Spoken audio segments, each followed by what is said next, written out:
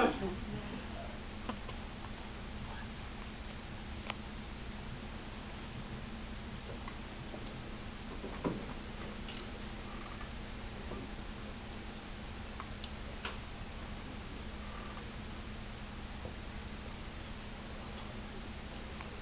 well, hello everybody. Good evening, good late evening. It's going on 10 o'clock now. So happy to see that you're still here. Hopefully we can make this a very interesting debate. Worth the time because we're all missing dinner and doing everything at this moment. So I once again like to welcome you for being here. Thank our judges, my teammates, our partner Austin, and also our opposition for the second time for giving us a great way to start the debate. Now, with that in mind, we'll go over the definitions. I believe we'll largely accept them. The general premise being that when they say drop it like it's hot, UT students should instead value debate over sports. I believe that's your general premise, am I correct? And that is being a premise, and UT students supposedly need to value debate over sport. We begin with disadvantages. So why this is not good for the best interest of UT and UT students. First off, the school loses money. If you're not aware, especially at an SEC school like this, sports are the biggest generator of profits at the school. The football team alone, you pack 106,000 people into Neyland Stadium, as we stated above, on any given Saturday, that could be close to $1 million in revenue that goes towards the school. Following that, if you were to speak of debate and why debate needs more money, where would those funds come from if nobody's going to the football games and nobody's going to the basketball games? Right now, if you don't have money to get a coach, I'm not sure how you're going to get one if nobody's getting one. Where it's coming from. Secondly, sports bring together the school. At a public institution like the University of Tennessee, the college camaraderie and the experience, paternalism that you get when you are all at a sporting event is part of the experience. That is what it's all about. When we talk SEC, as soon as Alabama shows up on a Saturday, tell me everybody's not out there cheering together, hugging up, having a drink, enjoying themselves. If we lose that, come to a debate tournament, as much as I love seeing you here today, I'm pretty sure we'd be outnumbered if you take a look at the football stadium compared to this debate. Finally, and most importantly, the Occupy movement. As much as I love the popular uprising that's been suggested by our opposition, unfortunately, Occupy movements have proven to be quite divisive. I don't think we want to see riots or demonstrations on the University of Tennessee's campus. This is not going to be the best of the school. In a time of economic downturn that we've seen now, and also in a time of economic hardship, we need the profits that come from sports. We also need the unifying experience that those sports provide. So to do away with that in the name of debate is simply foolhardy and a bit overzealous on behalf of our opposition. Yes, first question. Did we ever contend that we were going to try to take away the football team or take away?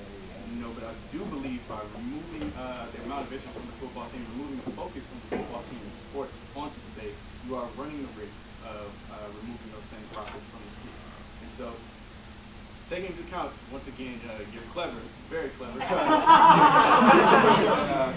have to operate under the premise that we would be losing people who are attending those football games, those basketball games, and generate revenues for the school, which are key to the school's operation. Now, dealing with some of your contentions, as you put forth, students value sports. Well, of course students value sports. It's part of American society, not just Tennessee or any other place. Of course we value sports. It's what we grow up on. To somehow suggest that students will abandon sports for debate isn't taking into account the reality of our situation. One of our judges said they live in reality, so do I. And I love watching a football game as much as the next guy. And even though I'm debating today, I would argue that I am just as likely to be able to debate right now and watch a playoff game tomorrow as the next person. And so that in itself says that we should not have to abandon sports or give up sports in large quantities in order for debate to thrive. Beyond that, if college values sports over debate, this is still an academic institution, okay? And so any academic endeavor, I would rationally believe the school will support wholeheartedly. Now, whether they can support that with large amounts of funds is going to be contended with the point that what is debate doing for the school? As much as it's developing a small amount of minds and cultivating future leaders, that football team is sending out first round draft picks. I'm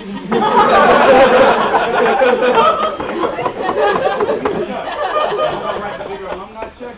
I'm betting on your linebacker.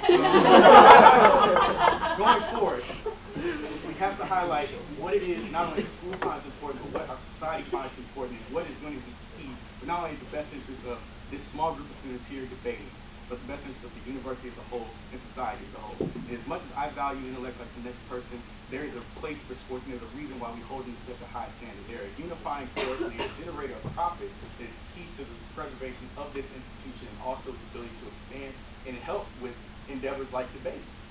You can't have one without the other. In fact, debaters is probably more dependent on the football team than the football team will ever be dependent on any type of debater.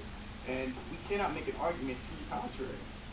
And so, with that in mind, I once again want to reinforce some of our points and hopefully encourage a little bit of a clarification on this on the end of the government. If we are going to evaluate what is important at UT, the debate program doesn't coach, but that coach will be funded with football money, with basketball money.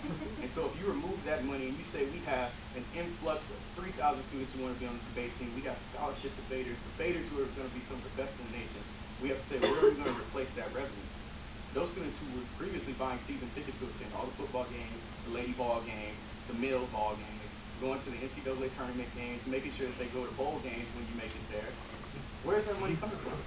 Where are we replacing that? And how will the rest of the schools thrive when all of a sudden CBS doesn't want to show doesn't want to show Tennessee on Saturday?